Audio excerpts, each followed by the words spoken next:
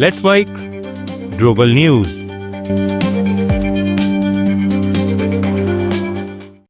नमस्कार, Let's Mic Global News में आपका स्वागत है। मैं हूं राखी जैन। भारत और यूरोपियन यूनियन के बीच 18 साल की लंबी बातचीत के बाद मंगलवार को फ्री ट्रेड एग्रीमेंट हो गया है। भारत और यूरोपियन यूनियन के नेताओं ने मंगलवार को 16वें भारत EU समिट के दौरान इसका ऐलान किया।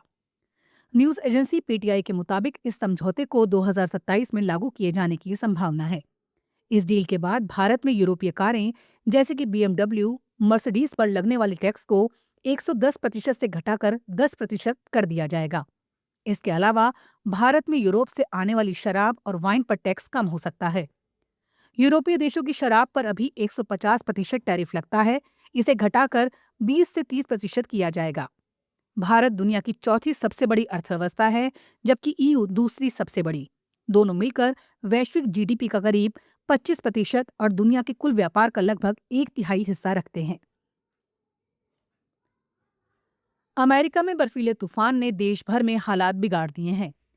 राष्ट्रपति डोनाल्ड ट्रंप ने 20 राज्यों और राजधानी वॉशिंगटन DC में इमरजेंसी घोषित कर रखी है।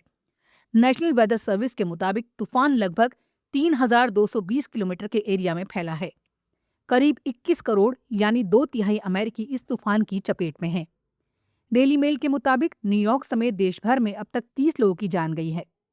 देश के कई इलाकों में 12 से 20 इंच तक बर्फ गिरी, जिससे हाईवे बंद हो गए, उड़ानें रद्द हुई और स्कूलों में छुट्टियां घोषित कर दी गई हैं।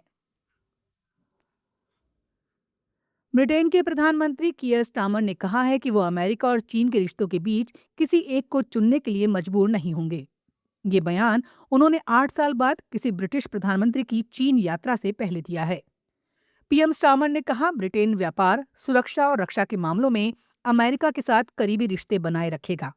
साथ ही उन्होंने ये भी कहा, चीन को नजरअंदाज करना समझदारी नहीं होगी। ब्लूमबर्ग न्यूज को दिए इंटरव्यू में उन्होंने कहा कि दुनिया की दूसरी सबसे बड़ी अर्थव्यवस्था की ये यात्रा ब्रिटिश कंपनियों के लिए बड़े मौके ला सकती है।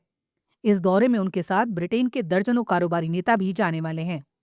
ये यात्रा ऐसे समय में हो रही है जब कुछ दिन पहले ही ब्रिटेन ने लंदन में एक बड़े नए चीनी दूतावास के निर्माण की विवादित योजना को मंजूरी दी है। अमेरिका के राष्ट्रपति डोनाल्ड ट्रंप ने साउथ कोरिया के सामानों पर 25% टैरिफ लगा दिया है। ट्रंप ने आरोप लगाया कि साउथ कोरिया पिछले साल हुए ट्रेड डील पर ठीक से अमल नहीं कर रहा है। ट्रंप ने सोशल मीडिया पर पोस्ट कर कहा कि साउथ कोरिया पर 15% से बढ़ाकर 25% टैरिफ लगाया जाएगा। ये टैरिफ कारों, लकड़ी, दवाओं और बाकी उत्पादों पर लागू होगा। ट्रंप का कहना है कि साउथ कोरिया की संसद इस समझौते को मंजूरी देने में देर कर रही है, जबकि अमेरिका ने समझौते के मुताबिक अपने टैरिफ तेजी से कम किए हैं।